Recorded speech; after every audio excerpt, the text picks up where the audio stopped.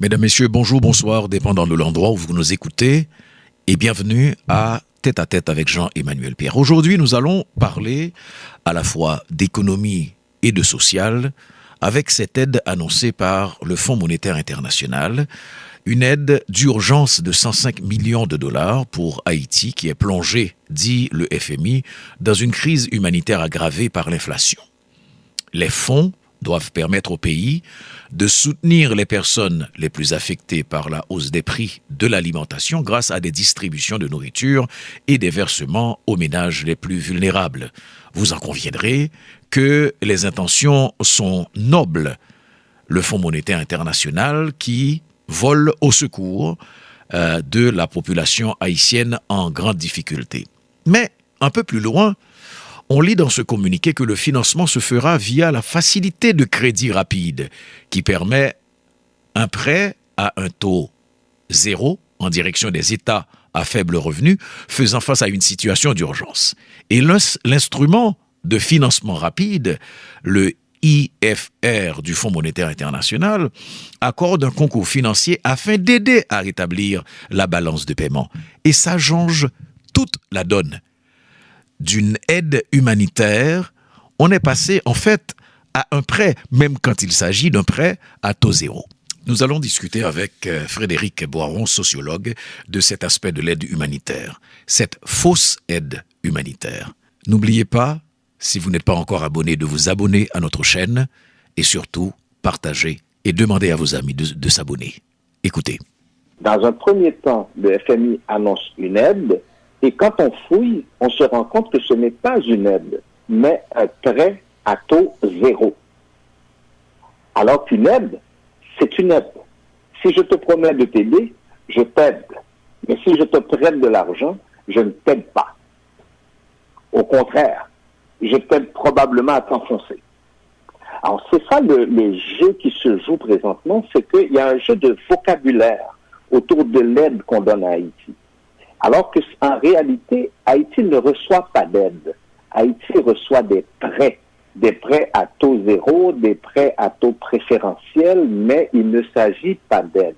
Et quand il y a de l'aide réelle, ce n'est pas au gouvernement haïtien ou aux représentants haïtiens qu'on les donne.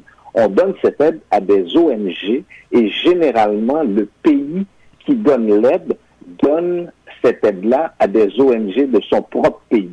Par exemple, le USAID, donc généralement en Haïti on appelle le USAID, mais c'est le USAID.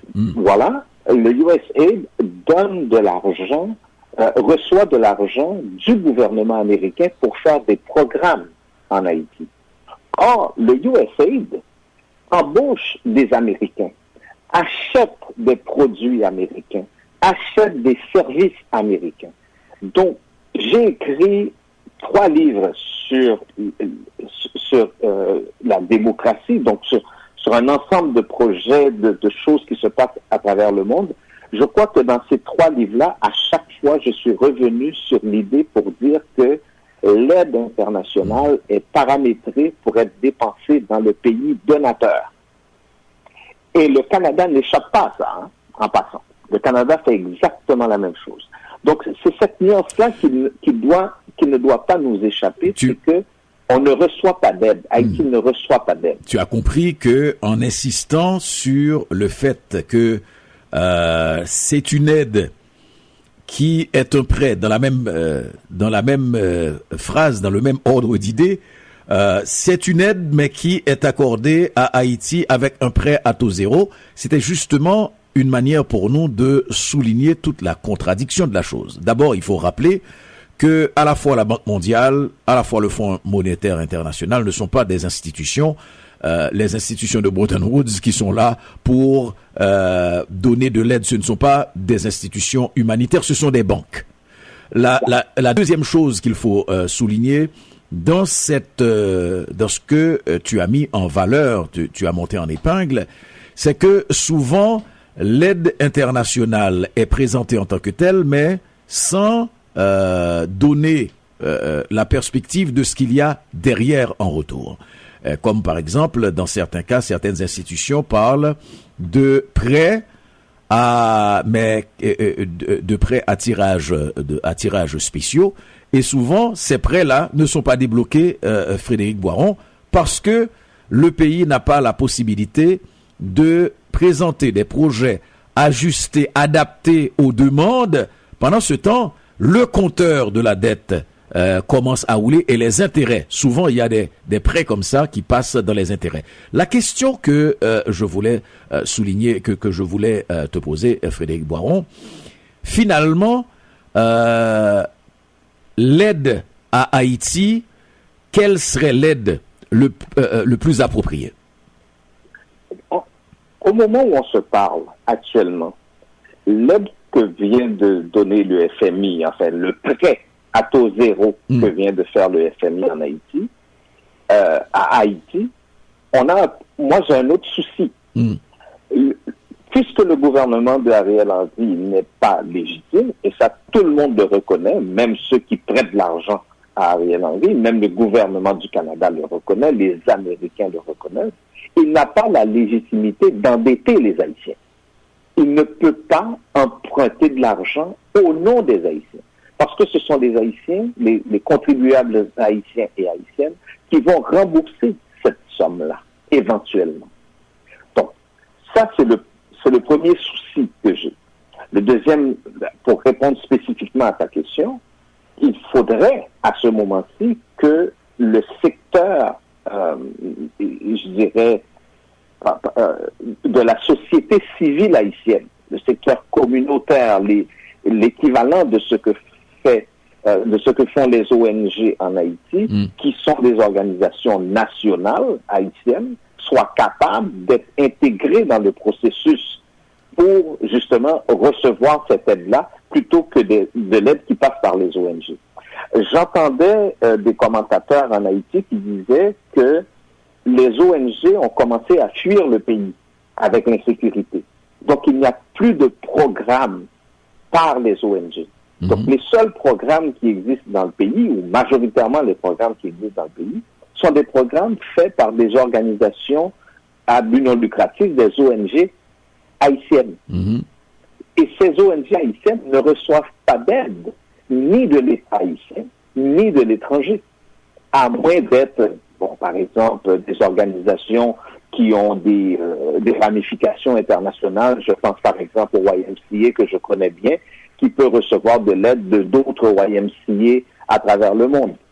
Mais généralement, une petite organisation paysanne, à moins d'avoir une fondation comme Campé, qui est une fondation ici au Québec, fondée par Dominique Anglade, qui peut aider des organisations comme celle-là, ces organisations ne reçoivent pas d'aide. Alors, donc, je reviens à ce que je te demandais tout à l'heure.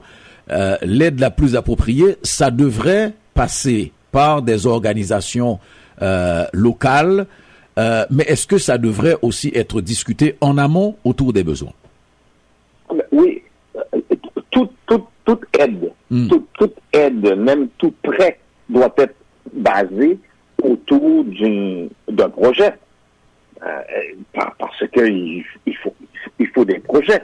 On ne transfère pas de l'argent juste pour transférer de l'argent. Il faut qu'il y ait un projet qui soit mis en place et qu'on essaie pour aider à sortir des gens d'une certaine situation. Moi, j'ai toujours dit que il n'y a pas d'Haïti possible sans une autosuffisance alimentaire, par exemple. Et moi, je crois qu'il faut financer des organisations paysannes qui vont justement travailler sur cette question pour réduire le coût de l'assiette de l'haïtienne et de l'haïtien, enlever de cette assiette-là, réduire au minimum l'apport en produits étrangers. Le poids du dollar, le coût de l'importation, etc., etc. Mais on revient à une chose que tu as soulignée tout à l'heure, Frédéric Boiron, sur la légitimité ou la légalité de l'actuel gouvernement, ou l'inverse, l'illégitimité ou l'illégalité qui empêche à ce gouvernement d'engager l'État et surtout de faire des prêts qui engageraient donc les générations à venir, etc. Mais en même temps, qu'on le veuille ou non, ce sont des autorités qui sont en place. Est-ce que il n'y a pas un côté pratique que l'international pourrait sortir pour dire en même temps, on ne peut pas laisser le pays mourir, et si on ne donne pas, si on ne fait pas de prêt, si on ne donne pas d'assistance, Haïti ne produit rien, l'économie est exsangue, et que les gens vont continuer de mourir. Là, aujourd'hui, de plus en plus, ce qu'on met en exergue, c'est la crise humanitaire liée à la situation économique. Bon, tu me diras que c'est pour fermer les yeux un peu sur la situation grave de l'insécurité, mais c'est ce qu'on met en épingle. Est-ce que étouffer le gouvernement, ne pas prêter au gouvernement, est-ce que c'est pas des répercussions aussi sur la population? Oui, je sais que, entre autres, la ministre des Affaires étrangères du Canada, Mélanie Joly, n'a jamais apprécié que j'ai dit à plusieurs reprises, que j'ai martelé à plusieurs reprises que elle-même, avait tout fait pour légitimer Ariel Henry. Et je l'ai même dit dans une allocution que j'ai prononcée au Parlement canadien, que ce gouvernement-là existe parce que le Canada, Mélanie Joly en tête, a tout fait pour légitimer ce gouvernement. Justement, je comprends aussi, moi je suis un analyste, je dis ce que j'observe, j'entrecroise des informations pour dire ce que je dis. En même temps, la communauté internationale a besoin d'un interlocuteur en Haïti. Et le seul interlocuteur qu'ils ont choisi de se donner, c'est Ariel Henry. Ils ont évacué toutes les autres propositions d'essayer de trouver une formule quelconque, que ce soit Montana ou d'autres, etc. Ils ont tout évacué. Ils ont choisi de miser sur Ariel Henry. Comme ils avaient évacué Claude Joseph, par exemple. Et ils ont évacué Claude Joseph, ils ont évacué Montana, ils ont évacué d'autres propositions pour se concentrer sur Ariel Henry. C'est un choix parmi d'autres. C'est un choix parmi des mauvais choix aussi, je tiens à le dire. C'est un choix parmi des mauvais choix. Ils ont fait celui-là. Et la raison pour laquelle, Pierre-Emmanuel, aujourd'hui, on sent cette rapidité avec laquelle on veut avoir des élections en Haïti, même si on connaît déjà les résultats, même si le nom du gagnant est choisi dans un bureau à Ottawa ou à Washington, peut-être même à Paris, même si ça, tout ce qu'on veut, c'est avoir quelqu'un à qui on va coller une étiquette de légitimité, même si ça n'est pas une qui est vraie, mais on va organiser des élections le plus rapidement possible.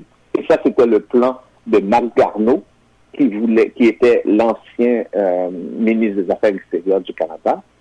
Nous l'avions rencontré, la communauté haïtienne de Montréal, au mois d'août, donc un mois après l'assassinat de Jovenel Moïse, et il voulait des élections en décembre.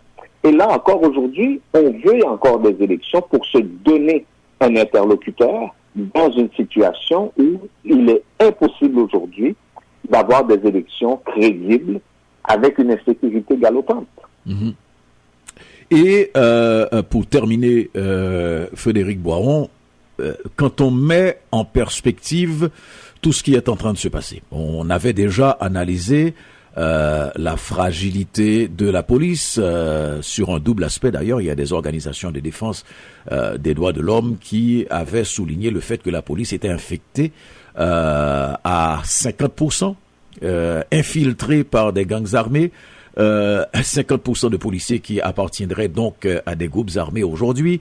Ça, c'est à côté de toute la faiblesse de la police, à côté aussi d'une promesse qui ne s'est jamais réalisée. Tout compte fait, au moment où on se parle, non seulement ce sont des millions et des millions, on parle de près de 20 millions de dollars, sinon un peu plus, qui ont été investis dans l'achat d'armes au Canada et qu'on donne au compte-gouttes, mais l'aide de la police, l'assistance de la police n'arrive toujours pas, et on avait l'impression que c'était à dessein pour une intervention militaire, mais cette intervention militaire non plus se dessine dans un horizon de plus en plus loin.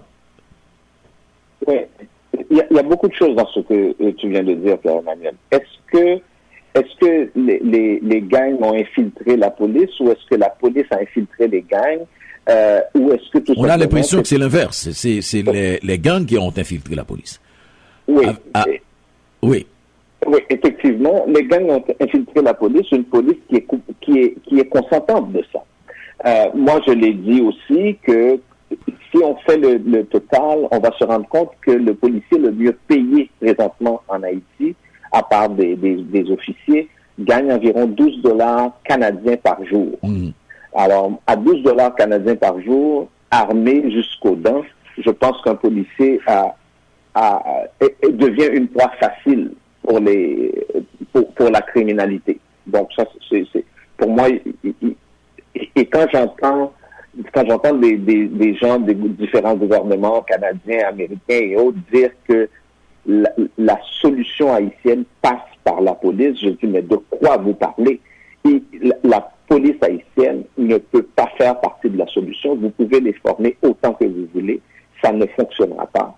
Parce qu'ils n'ont pas un salaire qui leur permet de résister à cette criminalité payante. Ils n'ont pas la capacité d'absorption pour les formations qui leur sont données. Le résultat est ce qu'on a aujourd'hui. Et ça, c'est pas moi qui le dis, c'est Michel Auriol, qui est une sociologue haïtienne, qui dit ça, qui dit que les policiers n'ont pas la capacité d'absorption pour la formation qui est donnée. On leur envoie des blindés, mais encore une fois, Pierre-Emmanuel, c'est très important. Il y a eu tout un discours autour des blindés comme étant de l'aide. Mais c'est un produit acheté par Ariel Henry avec de l'argent des contribuables haïtiens qui ne l'ont pas autorisé à faire cette dépense, qu'ils vont rembourser, que les contribuables vont rembourser, et on lui envoie ça au compte-gouttes. Mais ce qu'on ne dit pas, c'est qu'avec les blindés, arrivent aussi des formateurs, arrive un ensemble de gens pour réparer les blindés éventuellement. Donc ça fait aussi partie de l'achat. Ça fait aussi partie de la dépense. Ça fait aussi partie de de ce qu'on présente comme aide qui finalement sert à payer de la main-d'œuvre canadienne. C'était avec nous aujourd'hui Frédéric Boivon, sociologue, qui regardait à la lumière de cette aide annoncée par le Fonds monétaire international toute la perspective de l'aide humanitaire promise à Haïti. Merci d'avoir été là. Merci de votre fidélité à cette chaîne. Abonnez-vous si vous ne l'avez pas encore fait et surtout, partagez. À bientôt.